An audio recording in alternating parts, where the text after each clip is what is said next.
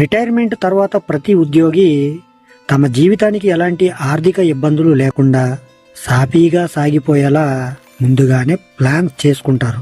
అలాగే ప్రైవేటు రంగంలో పనిచేసే ఉద్యోగులు ఈపీఎస్ నుంచి పెన్షన్ పొందుతారు. ప్రతి నెల ఉద్యోగుల ఖాతాల నుంచి కొంత మొత్తాన్ని, అలాగే కంపెనీల ఖాతాల నుంచి కొంత మొత్తాన్ని ఈ పిఎఫ్ ఖాతాలో జమ చేస్తారు.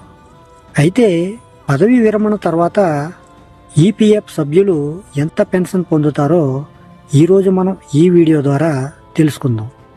మరి అంతకన్నా ముందు మీలో ఎవరైనా మన ఛానల్ని మొదటిసారి చూస్తున్నట్లయితే ఇటువంటి మరిన్ని ఇన్ఫర్మేటివ్ వీడియోస్ కోసం ఇప్పుడే మన ఛానల్ని సబ్స్క్రైబ్ చేసుకోండి. అలాగే లైక్ చేయండి, మరి కొంతమందికి షేర్ చేయండి. ఓకే ఫ్రెండ్స్, నా పేరు Jayaramakrishna. Welcome to our channel RK facts and technological.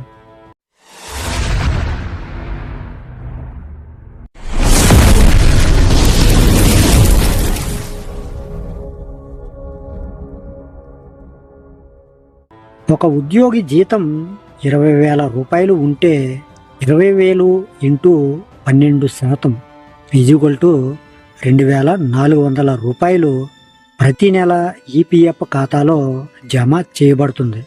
దీనికి కంపెనీ సహకారం 20,000 ఇంటూ 12% ఈజ్ఈక్వల్ టు 2,400.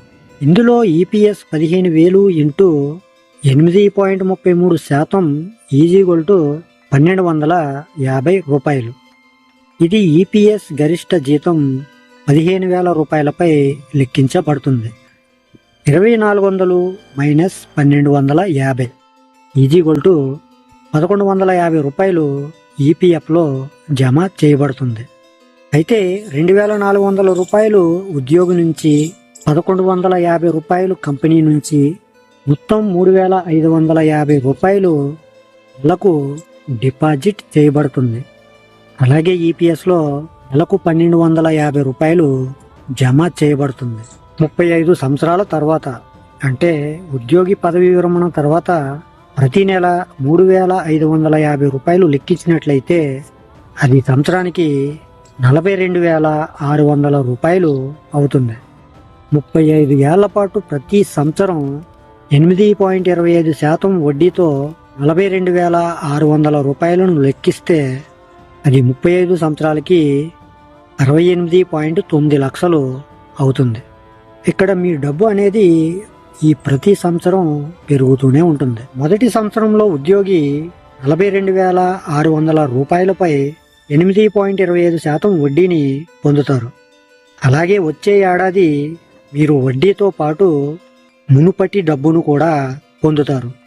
ఇలా లెక్కిస్తే 35 ఏళ్ల సర్వీసులో ఆ మొత్తం రూపాయలు 68.9 లక్షలకు చేరుకుంటుంది.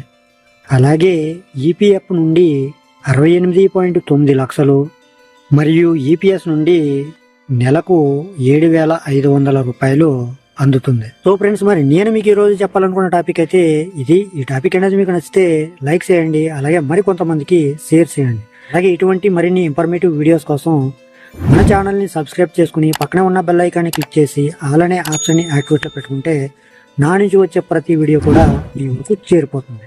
ఓకే ఫ్రెండ్స్, మరొక మంచి టాపిక్తో మళ్ళీ కలుసుకుందాం. Love you all. Thank you for watching. జై హింద్.